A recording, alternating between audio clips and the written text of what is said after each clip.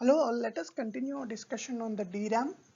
So DRAM topic is a very important topic. So we have breakdown into small videos for convenience of the viewers.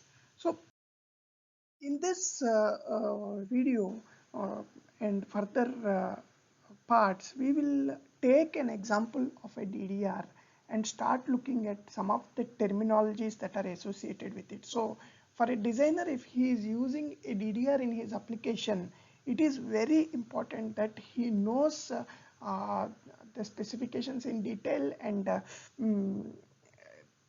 his application thoroughly, so that he can select an appropriate DDR. So now considering this IS43 DDR from ISSI, we will talk in detail about each spec of this DDR. So this IS43 TR1 16256B is a DDR3 SDRAM. So now the first thing when we are talking about a DDR, the first thing that we should be aware is its memory organization. So because the memory organization basically talks about its memory size, the data bus width, and how the banks are positioned. So now for that, if you look and open the data sheet, this is the first thing that you see. Basically, this is the organization 512M to 8 or 256M into 16 4 GB DDR3 SDRAM. So this is the description. So now it is straight away known that this is a DDR3 SDRAM and the memory size is 4 GB. Now what we have to understand is basically what is meant by 512M into 8. So here 8 is straight away nothing but the data bus width. So now if you say across 8, this chip particularly will have 8-bit data bus, and if you say cross 16, it will have 16-bit data bus. So now what is this data bus? Data bus is nothing but basically the amount of bits that will be stored per each memory location in the banks of this DDR. So now this part we are clear. So now how to analyze this? We have 512M, right? So 512M, as we discussed in our previous tutorial, will be organized in terms of banks. So when we have to understand how many banks are there in this particular DDR. So if you look at the data sheet, you can see here this is organized as 8 internal banks. So that means to calculate the size of each bank, if you do 8 by 52, which comes to 8, 7 are 56, 8 6 are 48, right? 48 and 8 4s are 32. So that means it comes to 64M. So that means each bank size is 64M. So this 64M, as we discussed in the previous tutorial, gives the size of the address bus indirectly. So now if you see here, so as the DDR has 8 internal banks, so the bank addressing would be 3-bit definitely, because this will start from 000 to 111, right? So that means 3-bit addressing is definitely required to address this banks. So and then moving to this row and column addressing, you can see here before going to that, so M is nothing but 2 power 10. Okay, 64 is like 2, 4, 8, 16, 32, 64, which is 6, right? That means the total address bits that are required are 16-bit. So if you, as we said in the previous tutorial, based on the row address strobe and column address strobe, basically either row or column would be detected, and there will be a single address bus which talks about this, and both applies the same address bus applies to both rows and columns as well based on the strobe signal. Now what we understand from this is that a 16-bit address bus is required to address each bank, each of size 64M and 8 banks in turn. So if you see here, basically this is how A0 to A15, that means 16-bit address bus is represented in a 512M. Similarly, you can do for 256M and calculate how much address bus is required. So this is how initially when we look at the data sheet and see the DDR configuration, example as we said here 512M into 8 or 256M into 16, we can arrive at how many banks are present and what is the data bus width that it is required, what is the address bus width that is required, and the amount of bits that are required to address each bank. And then the next step would be to look into the further details. Now in this we have particularly highlighted this voltage of operation of this DDR. So now for a DDR3 the voltage that is required for its operation is 1.5 volt.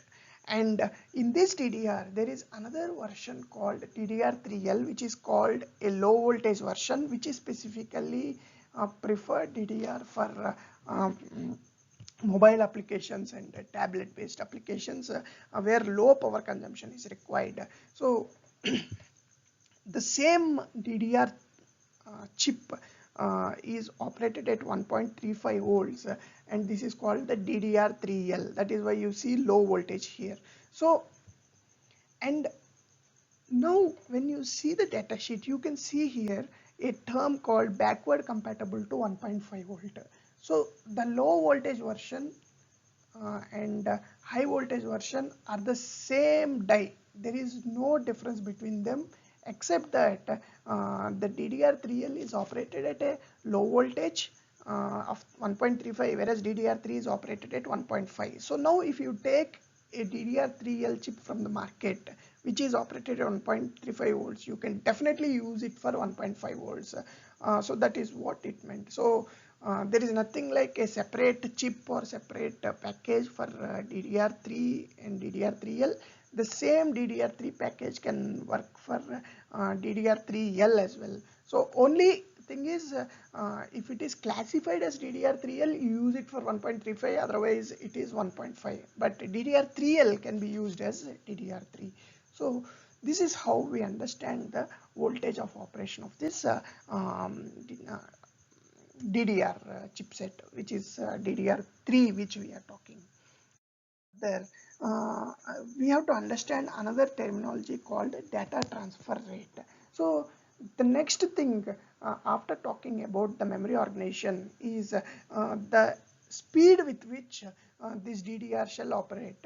So now when you look at the data sheet talks about the maximum frequency of operation of the DDR. So here if you see, it is 1066. So that means you can give maximum up to 1066 clock from the DDR controller of the microprocessor. So definitely the processor should support, that is another point of discussion, but DDR has the capability to work up to it. Now when you look at this, there will be something called speed bin that is defined, or some other vendors might use some other terminology. So there will be some table which defines the speed grade of these DDR chipsets. So now if you see here, this is from the same datasheet and it says DDR3 1600, DDR3 1866, DDR3 2133. So the 1600, 1866 and 2133 are nothing but the data transfer rates which is measured in MT per S, that means mega transfers per second. So now we will just go a step back and see what are the speeds that are supported by DDR. So DDR3 basically. So DDR3, the speed grade starts basically from 800 megahertz, and it can the DDR3 can support up to 1066 megahertz. So that means the clock will be at that frequency.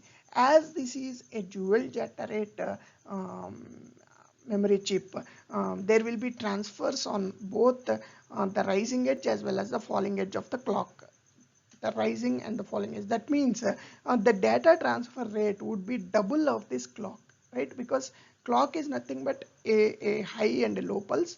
That means there will be two transitions, one is high and one is low, but for each high there will be rising as well as falling. So DDR transfers both at rising edge as well as falling edge. So considering that scenario, the transfer rate for a 800 megahertz signal 800 megahertz clock is 1600 mega transfers per second. So when you look at the DDR specifications, it will mention as DDR3-1600 meant 1600 mega transfers per second. So when you go back, it refers to back calculate, basically it refers to 800 megahertz of DDR. So now we are clear that the difference, the relation between clock and the transfer rate.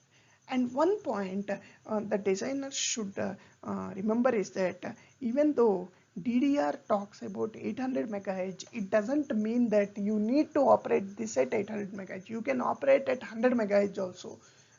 But if you operate this at 100 megahertz, then there is no use of using a DDR3. You can go back using a DDR or DDR2 in that case. So now one of the major constraints which we have to talk is that sometimes when a designer designs his board, especially with the DDR based designs, he tries to operate at 800 megahertz example, or if it is intended for 1066, they will operate at 1066. Now sometimes there will be errors that will be associated with this clock, with this data transfers between the memory controller from the processor and the DDR.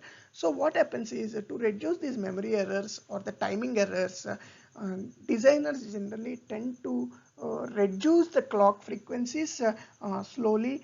They might go to 800, they might go to 600, they might go to 500, they might go to 400, and so on. So that means based on the design, even though it is intended for higher frequencies, because of the errors that are coming up, the timing errors, basically these timing errors are because of the layout issues, we can say, or the designer might have not considered the pre-layout analysis, might not have done pre-layout or post-layout analysis properly, where he did not check the issues that could come up because of the PCB layout. So in that case, they might have to go to a lower frequency. While during the design it is not intended to use at a lower frequency, it was intended basically to use at a higher frequency, but the design has gone such a way that he has to use at a lower frequency. This is a case where a lot of designers would have faced this issue. So while that is a different topic, here we are clear that the difference between clock and the transfer rate, and DDRs are specifically mentioned, or when you buy the DDR from the market, they are sold based on the MT per S specification and not the clock rate. So it is very important that we note this parameter. And now the same mega transfer per second specification, if you take a DIMM that is mentioned, that talks about theoretical bandwidth rather than mega transfer per second. So mega transfer per second is generally for a single chipset. Now when you go to a DIMM example, you will have 8 chipsets which are of each data bus 8, and the total output would be a 64-bit output. So that means it is not a single chip, it is a combination of chips, and there will be 8 bytes that will be coming out from this chipset. So for DIMMs, it is mentioned as PC3XXXX. So here XXXX represents the bandwidth, the theoretical bandwidth of this DIMM chip, DA, dual inline memory module, and PC3 represents that it is a DDR3 module. For DDR2, it would be PC2-XXXX, and this theoretical bandwidth is mentioned in megabytes per second, whereas we have seen that the transfer rate is measured in mega transfer per second. So how do we calculate this bandwidth? So we have to be aware of this. So it is very easy if you understand the MT per S of each chipset. So example, in the previous example we have seen that the maximum MT per S it can go is 2133 mega transfers per second for a clock frequency of 1066 megahertz, right? So if we consider each chip has a mega transfer per second of 2133, that means the total transfers of this is nothing but into 8 bytes. Okay, so 2133 into 8 is nothing but 17,000. So 17,000 approximately mega bytes per second, because each byte from each chip, and we have multiplied here simply by 8 chips, but each chip can support up to 1 byte, that means 8 bytes. So so this is how we measure the bandwidth of the DIMM. So in this specific video we have learned how to look at the memory organization, how to come up with the data bus address width, address bus address width, and bank select signals, and how to read the speed grade of the chipset, what is the difference between DDR3 and DDR3L in little with respect to the voltage, and then what is mega transfers per second, MT per S and MB per S, which is a theoretical bandwidth in DIMM. So hope it is useful for you. Please comment if you have any questions. Please let us know if you have suggestions. Thanks for watching.